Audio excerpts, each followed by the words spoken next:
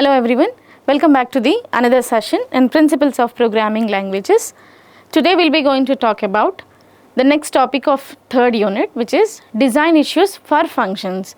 So basically third unit is having two kind of concepts. The first is about subprograms and the next is about functions. So in the previous videos we were discussed about design issues of subprograms and its implementation part. This video is going to cover about design issues for functions. Now let's get started. So basically when we talk about the functions concerned to the many languages, all the languages will not follow the same syntactical structure, right? Now few languages were there which will use a keyword of function to define any kind of function. There are languages which doesn't use any kind of keywords. The keywords or function is a keyword. You will find this keyword in JavaScript. Definition is a keyword. You will find this thing in Python. There are functions which will get initialized by the languages using some keywords, and without keyword also we'll write a function, right? We'll write the name of the function and few parameters into it. And these kind of categories will use return type. Fine. So this is what the strategy of functions. Now, what design issues basically we'll talk about this is, it's not about writing the function in the languages. What if happens if I use the functions? Now let's say that are what side effects to use the functions. If I'm using a function in the language, do I have any side effects, or what the resolutions I have to take not to have those kind of side effects? And the next is about, first point is, are side effects are allowed? Second is about what types of values can be returned. Now let's see the syntactical structure of the base structure of the functions. Now usually we'll write in this way: function name and some parameters. Fine. Return type. We'll use this kind of syntactical structure. When I say that function uses some parameters, what kind of parameters these are? Fine. Will the data type of the parameters is given here? That part we were discussed in type checking of parameters. Now this video will be going to cover about what are the side effects when you are using here parameters. Now let's talk about it. Basically this area, the area where you specify the parameters, if you look at this separately, these are what the way of expressions. Fine.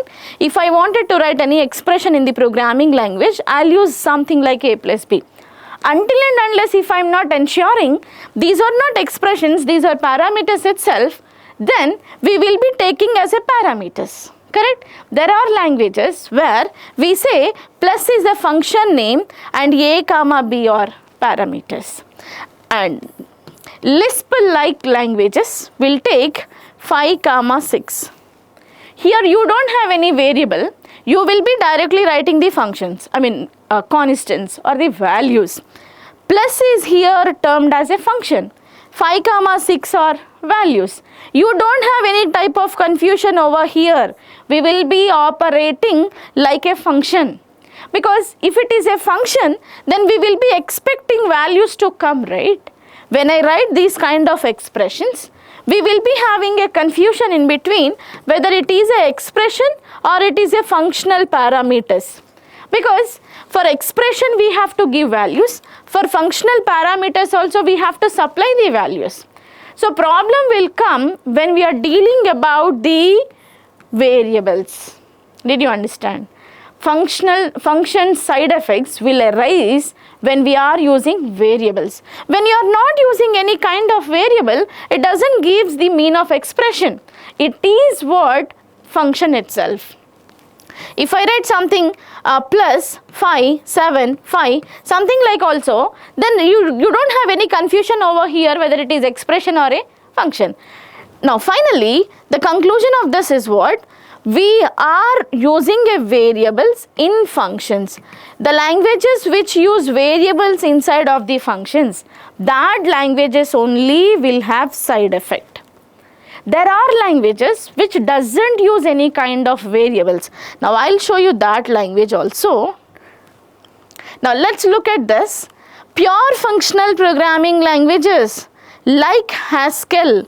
Not only Haskell, you also can assume ML, meta language, and Lisp, Schema, Common Lisp. All this set of languages comes under pure functional languages. These languages will not have any kind of variables into it. So, their functions cannot have side effects. The first side effect is what? We'll have a confusion in between whether the parameters are given for the expression evaluation or for the parameters, right? So, this problem will not be there. Functions will not have any side effect when I am taking the function in pure functional programming languages.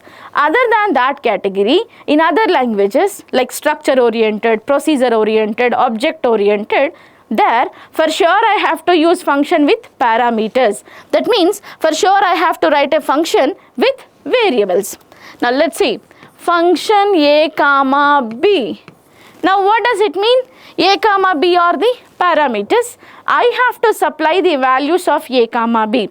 So usually we'll be passing the value through, through many parameter passing methods. You have pass by value, pass by reference, pass by name, pass by value result.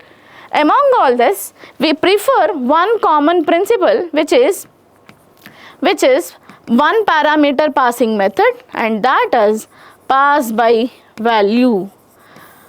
All the functions, irrespective of programming languages, the programming languages which is using parameters inside of the function, that parameters values will be comes in mode. In mode is what? Pass by value. What do you mean by pass by value? Actual parameter values will get supplied into formal parameters. So this is what fundamental principle in parameter passing method to avoid the first side effect. Now, so let's, with this knowledge, now look at the points over here. The first is what? Because of the problems of side effects of functions that are called in expressions, parameters to functions should always be in mode parameters. What do you mean by in mode parameters? The parameter will receive the value by pass by value. And in fact, some languages require this. For example, ADA functions can have only in mode formal parameters. This requirement effectively prevents a function from causing side effects through its parameters or through aliasing of parameters and globals. This point also we have to cover. So let's say the variable what I am using inside of the function as an argument, this variable can be local, this variable can be global, this variable can be allies of a other variable. When you are using these kind of different variables, we have to come up with, the compilers or interpreters of respective programming languages should come up with one common principle. The common principle is what? Values of those arguments will get copied from actual parameter. So this is about the first design issue and the overcome rules of the first design issue. Let's see about the second design issue, that is about types of returned values. Now I'll give an example. Now let's see, there is a function. The syntax of the function is what? We'll write here return type, function name and parameters. Now parameters, we came up with one fundamental rule which is pass by value is the mode of taking the values from actual to formal. Now coming to this function name can be operator respective to few languages, and this function name can be a function name in character types that you can take. Now coming to this return type, so what type of return type it will take? Whether all the languages will use integer as a return type or all the languages gives the other data type as a return type. Now that is also one of the major design issue. Now coming to the few programming imperative languages, let's say C based languages. When I say it is C based languages, you have to assume that I am talking about C, C++, C#. All this set of programming languages will return any kind of data. That means this return type can be of integer, that return type can be of any other data type. And coming to the other set of languages, Ada, Python, Ruby, Lua, these also can return values of any type. So there are languages which returns only one type, and that languages are, in the case of Ada, however, because functions are not types in Ada, they cannot be returned from functions. Of course, pointers to functions can be returned by functions. And in some programming languages, subprograms are first class object, which means that they can be passed as parameters, returned from functions and assigned to variables. Methods are first class objects in some imperative languages, for example Python, Ruby and Lua. The same is true for the functions in most functional languages. And we have the other language, neither Java nor C# can have functions, although their methods are similar of functions. Now this slide will give you the knowledge of return type can be of one type, return type can be of any type. There are programming languages which takes this. And there is the other design issue. The third design issue is what?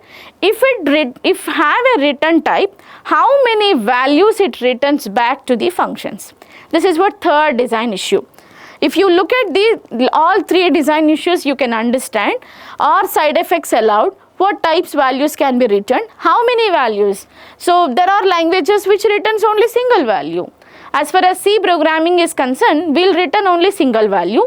Maybe it is integer, maybe it is character. Now most of the times when you write the program of C, you might be experienced this to write return 0, or else you can also write return A. So both the cases are true.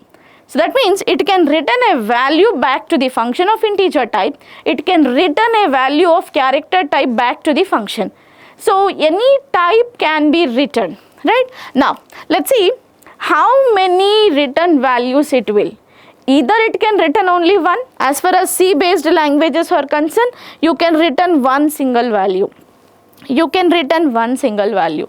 But maybe it is not true concerned to the major programming languages. May it returns the other set of values. May not be it is one. Let's take the example. There is an example of the language where it returns 3 at a time. Now let's say return 3 comma sum comma index. It returns 3 values at a time. Now in most of the languages only single value. So with this is referring to C based languages, it can be returned from a function. Ruby allows the return of more than one value. It returns more than one value from a method. Lua also allows functions to return multiple values. So there are languages which returns multiple values. And if the function is called as a procedure, that is, as a statement, all return values are ignored. This point is, you can see this type of question in the PPL previous question paper for short question. The question is what? Differences in between functions and procedures. Now the first difference is what? Function will return a value. Procedure will not return a value. Fine? You cannot return a value. And calling of the function based upon always called callee procedure. Procedure will get called for only single time. In called procedure, function can call for many times. Fine. So these are what differences what you have to write. And the last point is, in F#, multiple values can be returned by placing them in a tuple and having the tuple be the last expression in the function. So this slide will ensure you there are languages which return single value, there are languages which return multiple value. So with this we conclude this topic. Thank you all.